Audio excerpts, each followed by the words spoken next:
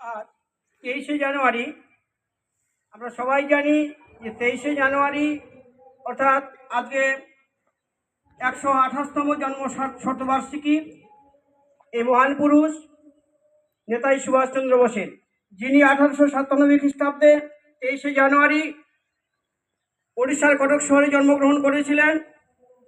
এই দীর্ঘ সময় তার বীরত্ব এবং কৃতিত্ব অনেক রয়েছে। তবে দীর্ঘায়িত না করে আমি সংক্ষিপ্ত কিছু বলতে চাইছি।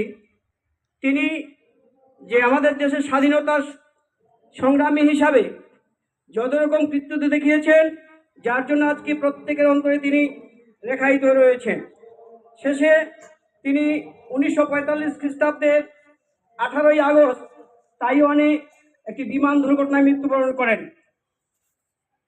এই বলে আমি আমার সংক্ষিপ্ত বক্তব্য শেষ করছি।